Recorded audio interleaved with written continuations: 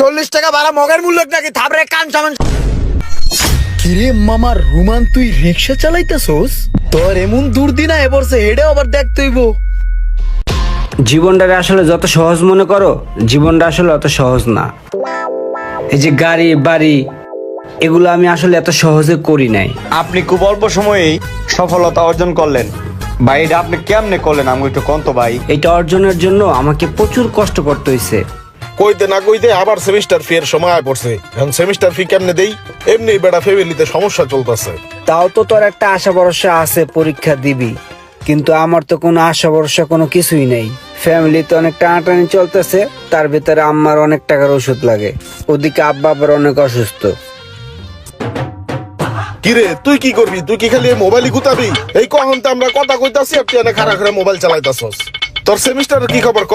Headshot. ওই মামা, আমার সেমিস্টার লয়ে তো কোনো ঝামেলা নাই। আরে সেমিস্টার ফি 40,000 টাকা, আব্বারে কইছে 80,000 টাকা লাগবো, আর আব্বাই 85 পাড়াই দিছে বুঝছস। কম্পিউটারের দোকানের ওই মামা আছে না, ওই মামারে কইছি মামা একটা ফেক রিসিপ্ট বানাই রেখো, মানে রিসিপ্ট আব্বারে পাঠাই দিব। ওটার পাঠাই দিব, আব্বা ঠান্ডায় দিকে আমিও ঠান্ডা বুঝছস। এনজয় করবো, এনজয় করার লেগে আইছি এই জায়গায়। বাপ আছে দেহা বাচ্চা গেলি, আমরা কি করবো কস্তাকে? কি আর করবো, দেই কপালে আল্লাহ যা রাখছে তাই হবে। চল সামনে চল। হুন সবাই রে রিভাইভ দিবি বুঝছস। বাপের একটা হোটেল থাকলে রিভাইভ কেন, সব ভাইবে দেয়া যায়। কিভাবে কি করব কিছু বুঝতেছিলাম না, বাধ্য হয়ে আমি একদিন রিক্সা নিয়ে বের হই। লুকেন না রে হেডশট দে। ওই মামা টান দাও।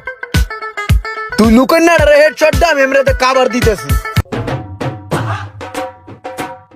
ও মামা ওই সামনে ব্রেক করো। আমি দেখতাছি, তুই বাকনামি করিস না। তুই দে আমি দেখতাছি রে ভাই। ওই ভাড়া কত? 40 টাকা। 40 টাকা ভাড়া মগের মূল্য নাকি থাপড়ে কান সামান। কিরে মামা রুমান, তুই রিক্সা চালাইতেছস? তোর এমন দুর্দিনা এবারছে হেডে আবার দেখতেইব। তাহলে কিন্তু মামা ব্যাপারটা খুব ভালো লাগতাছে। দাঁড়া তাহলে 40 টাকায় দিতাছি।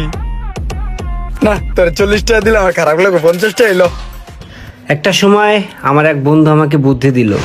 কিরে বেড়া তুই বলে রাস্তায় রিক্সা চালাস? হ্যাঁ রিক্সা চালাই, রিক্সা চালানো খারাপ নাকি? চুরি তো আর করতেছি না। আরে ভাই তুই খারাপ ভাবে নিতাছস কে? তোরা তো আমি খারাপ ভাবে বলি নাই। শোন, তুই একটা শিক্ষিত মানুষ, তোর লগে ওই রিক্সাটা যায় না। ভাই তুই আমার ফ্যামিলির অবস্থা জানোস, যে আমার ফ্যামিলি কি কন্ডিশনে আছে। এই মুহূর্তে আমি কি করবো ক? এখন রিক্সা যদি আমি না চালাই তাহলে আমার পড়াশোনা চালাইবো কে, আর আমার ফ্যামিলিটা চালাইবো কে? বাধ্য হইয়া আমাকে রিক্সা চালাইতে হয়। এটা না করে অন্য কোনো কাজ ধর। আর এই রিক্সার কোনো ভবিষ্যৎ নাই। তোর এমন একটা কাজ করতে হইব ধর যেটাতে একটা ভবিষ্যৎ আছে, একটা হাতের কাজ শিখ। তুই যতটা ইজি কস, ব্যাপারটা আসলে এতটা ইজি না। কি এমন হাতের কাজ আমি করবো? আমার তো কিছু জানাই নেই যে আমি কি হাতের কাজ করবো। আচ্ছা শোন, আমি একটা জায়গায় যোগাযোগ করছি, ওইখানে হাতের কাজ শিখায়, মোবাইল ট্রেনিং সেন্টার। এখন তুই আমার লগে চল, যাই ওই জায়গায় কথা কয়ে দেখ, যদি ভালো মনে হয় তাহলে ওই জায়গায় তুই কাজ শিখলি। আর এইভাবে রিক্সা মিক্সা চালাইলে মানুষ তোরে নিয়ে হাসাহাসি করবো। তুই একটা শিক্ষিত পোলা। ঠিক আছে চল, দেখি কি হয়। চল। এই তো মোবাইল বাংলাদেশ। হ্যাঁ এটাই মোবাইল বাংলাদেশ। চল ভিতরে যায় কথা কই। ভাই আসসালামু আলাইকুম। ওয়ালাইকুম আসসালাম। আসতে পারি? জি আসেন। এখানে কেমন আছেন ভাইয়া? এই তো আলহামদুলিল্লাহ। তো কি সেবা করতে পারি বলেন? ভাইয়া আমরা আসলে আসছিলাম একটা ইনফরমেশন জানার জন্য। কি ইনফরমেশন বলেন? ভাই আমি আসলে একটা প্রাইভেট ইউনিভার্সিটিতে পড়াশোনা করি, তো আমি চাচ্ছিলাম যে পড়াশোনার পাশাপাশি একটা হাতের কাজ শিখতে। তো আমি শুনছি যে আপনারা মোবাইল বাংলাদেশ নাকি মোবাইল সার্ভিসিং এর উপরে একটা ট্রেনিং দিয়ে থাকেন। তো আমিও মোবাইল সার্ভিসিং এর কাজটা শিখতে চাচ্ছি, সেজন্য আর কি আপনার কাছে আসা। তো আপনাদের এই মোবাইল বাংলাদেশে কাজ শেখার সিস্টেমটা কি একটু বলবেন? যদি একটু ডিটেইলসটা আমাকে বলতেন। আমাদের এখানে হচ্ছে 3 মাসের কোর্স। তার মধ্যে হচ্ছে আমাদের ট্রেনিং সেন্টারে 2 মাসে হাতে কলমে কাজ শিখাবো, আর 1 মাস হচ্ছে আমাদের শপে ইন্টার্নি থাকবে। এখানে শিখতে পারবেন ব্যবসায়িক সকল আইডিয়া, ও পাশাপাশি আমরা 2টা সার্টিফিকেট প্রোভাইড করতেছি। একটি হচ্ছে মোবাইল বাংলাদেশের পক্ষ থেকে, আরেকটি হচ্ছে গভর্নমেন্ট অনুমোদিত সার্টিফিকেট। যারা নতুন ঢাকা আসতেছে তাদের জন্য থাকা খাওয়ার সুব্যবস্থা আছে আমাদের কাছে। ও আচ্ছা আচ্ছা। আচ্ছা ভাইয়া, আপনাদের এখানে ভর্তি হওয়ার পেমেন্ট সিস্টেমটা কি? ভর্তির নিয়ম হচ্ছে প্রথমে আমাদের ফর্ম ফিল আপ করতে হবে, তার পাশাপাশি আমাদের যে এগ্রিমেন্ট অনুযায়ী টাকা সেটা পেমেন্ট করতে হবে।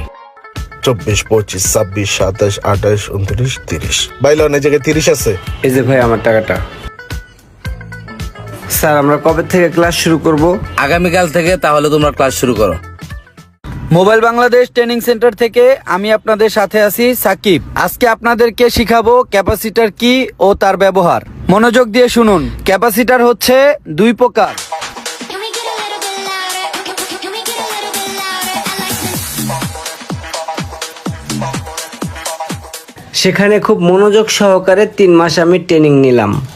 3 মাস ট্রেনিং নেওয়ার পর সেই মোবাইল বাংলাদেশে আবার কাজের জন্য জয়েন হলাম।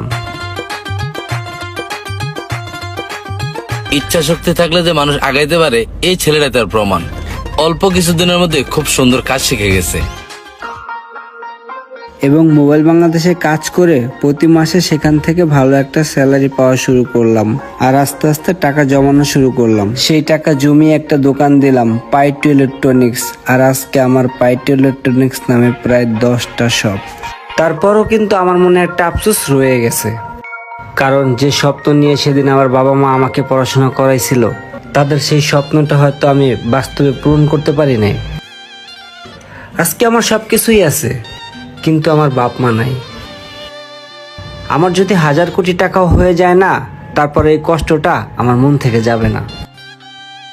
সময় থাকতে যদি আল্লাহ মানুষকে সবকিছু দিত, তাহলে হয়তো এই পৃথিবীতে অপূর্ণতা বলতে কোনো কিছু থাকতো না। এখন যদি সারা দুনিয়ার সম্পদ আমার হয়ে যায় না, তাহলে আমি ওই তৃপ্তিটা পাবো না যে তৃপ্তিটা আমি আমার বাপ মাকে সম্পদ দেখায় পাইতাম। দোয়া করি পৃথিবীর প্রত্যেকটা মানুষকে আল্লাহ তাআলা সম্পত্তি দান করুক, তবে সেটা তার বাপ মা পৃথিবীতে বেঁচে থাকতেই করুক।